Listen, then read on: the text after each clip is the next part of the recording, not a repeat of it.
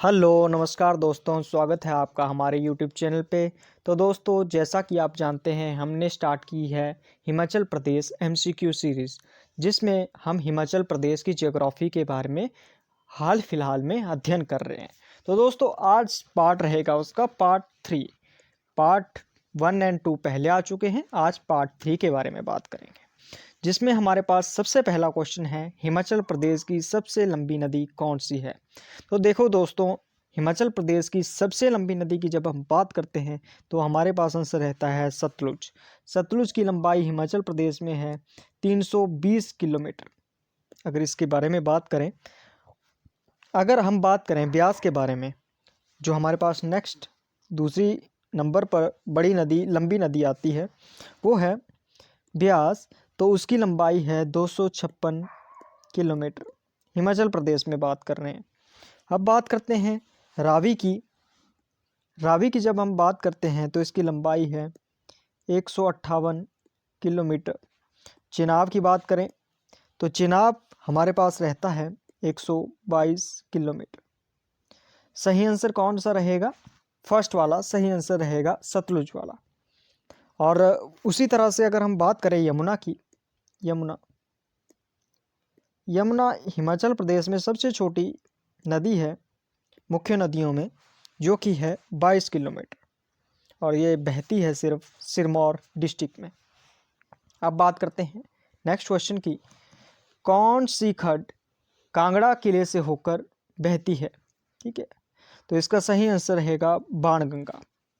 Banganga tributary है आपकी ब्यास नदी की। नेक्स्ट हम बात करते हैं थर्ड क्वेश्चन की। सतलुज नदी का ऋग्वैदिक नाम क्या है?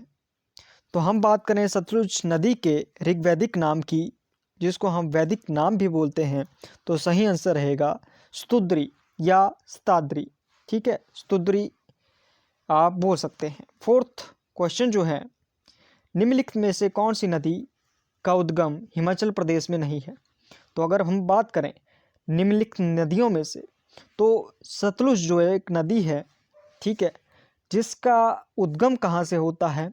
राकसताल मानसरोवर तिब्बत से होता है। तो सही आंसर रहेगा सतलुज। ब्यास की बात करें, ब्यास कहाँ पे देखने को मिलती है? ब्यास का उद्गम स्थान है हमारे पास, ये रहता है रोहतांग पास कुल्लू में। उसी तरह से चेनाब की बात करें तो बारालाचा पास या तांदी भी बोलते हैं हम। और इसके बाद अगर रावी की बात करें तो बड़ा भंगाल। नेक्स्ट हम बात करते हैं बड़ा भंगाल कहाँ पे पड़ता है? ये पड़ता है कांगड़ा में। नेक्स्ट फिफ्थ क्वेश्चन, चंद्रभागा नदियाँ कहाँ मिलती हैं? तो तांडी में मिलती हैं चंद्रा और भागा, जो कि निर्माण करते हैं चंद्रभागा नदी का। नेक्स्ट हम बात करते हैं ब्यास नदी निम्न किस जिले से संबंधित नहीं है? तो ब्यास नदी कहाँ पे नहीं बहती है, ये क्वेश्चन आपसे पूछा गया है। तो देखो, मंडी में बहती है, कुल्लू में बहती है और कांगड़ा में बहती है, ऊना में नहीं बहती है ब्यास नदी। नेक्स्ट क्वेश्चन सेवंथ, बाणगंगा निम्नलिखित में से किसकी सहायक नदी है? तो पहले भी मैंने बात की ब्यास की। सही आंसर रहेगा ब्यास। किस ग्लेशियर से रावी नदी का उद्गम होता है? तो हम बात करें कि रावी नदी का उद्गम कहाँ से होता है, तो हमारे पास सही आंसर रहेगा बड़ा भंगाल। बड़ा भंगाल में हमारे पास जो हैं 2 ग्लेशियर आते हैं, जिनका नाम है भादल और तंतगिरी। जो वहाँ से ग्लेशियर हैं, उन्हीं से निकलती हैं भादल नदी और तंतगिरी, जो कि बड़ा भंगाल में आपस में मिलती हैं और रावी का निर्माण करती हैं। नेक्स्ट हम बात करें टॉन्स किसकी सहायक नदी है? 9th क्वेश्चन है, तो टॉन्स जो है यमुना की सहायक नदी है।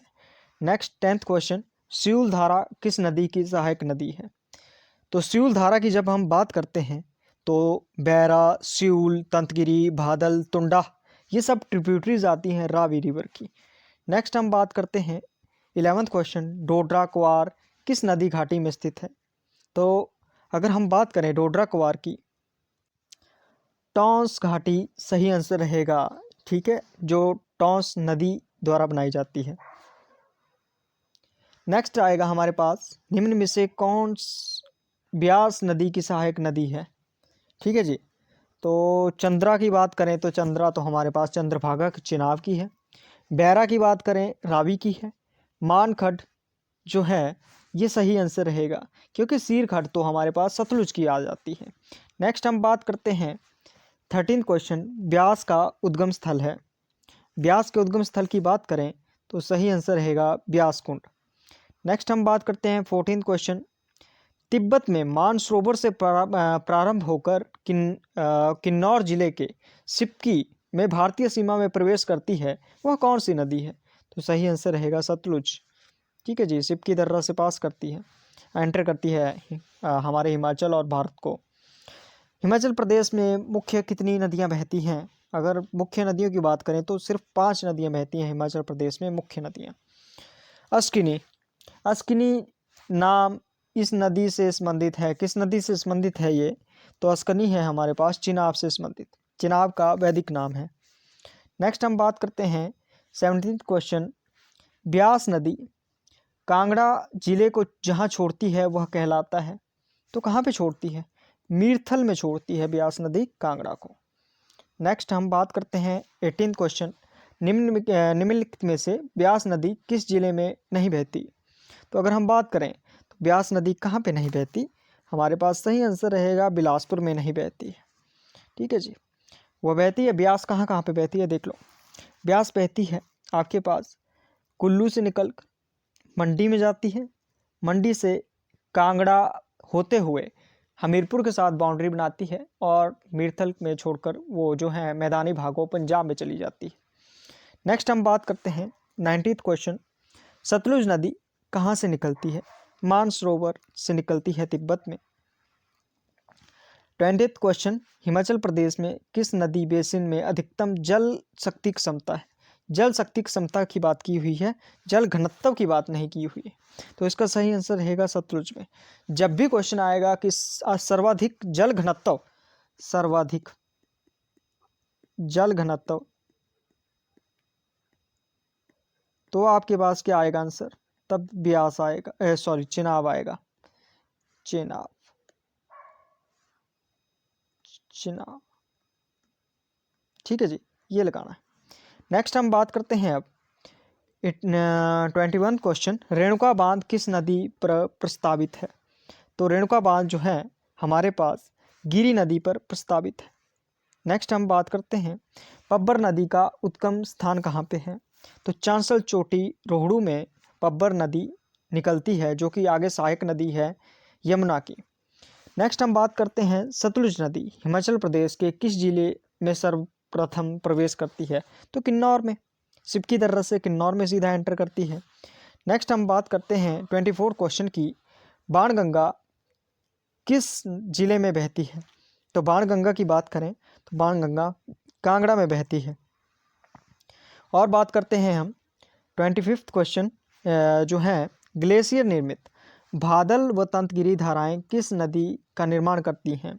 तो जैसा कि मैंने आपको बताया बादल और तंतगिरी बनाती हैं रावी नदी। नेक्स्ट क्वेश्चन है 26 क्वेश्चन, ब्यास नदी किस स्थान पर मैदानी भाग में प्रवेश करती है? ठीक है जी, थोड़ा उल्टा पुल्टा हो गया, देख लेना। तो इसका सही आंसर रहेगा मीरथल में। नेक्स्ट है 27 क्वेश्चन, लाल नदी, लाल नदी किसे कहते हैं? लाल नदी या येलो रिवर जब भी आ जाए आप बोलोगे सतलुज, लाल या येलो दोनों ही यही है। ठीक है जी, सतलुज आती है। नेक्स्ट हम बात करते हैं हिमाचल प्रदेश की सबसे पूर्वीय नदी कौन सी है? तो सबसे पूर्वीय नदी है यमुना।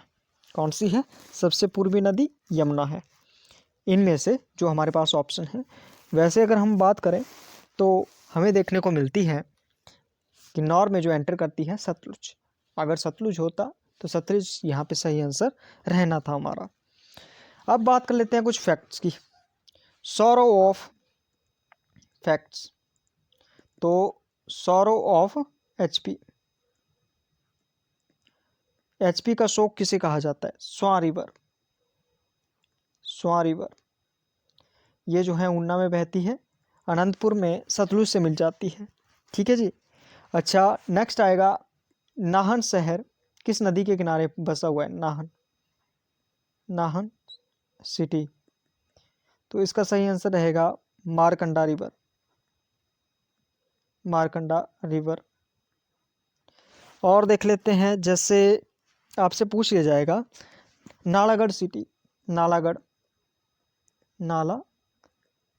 सिटी, तो इसका आंसर भी क्या रहेगा हमारे पास? सिरसा। सिरसा के किनारे जो है, सिरसा रिवर के किनारे जो है नालागढ़ सिटी है। और कौन सी नदी जो है सिरमौर को दो भागों में बांटती है? गिरि नदी, जो वो तो मैंने कल बता ही दिया था। ये कुछ इंपॉर्टेंट पॉइंट्स थे जो आपको ध्यान रखने हैं एग्ज़ाम के लिए। हो सकता है कि आपके पास इस तरह से यहाँ से कोई क्वेश्चन बन जाए, ठीक है, महत्वपूर्ण है आपके एग्ज़ाम के लिए, ठीक है जी। तो इतनी जानकारी आज की इस वीडियो से। मिलेंगे नेक्स्ट वीडियो में जिसमें और जानकारी संग्रहित करके आपके सामने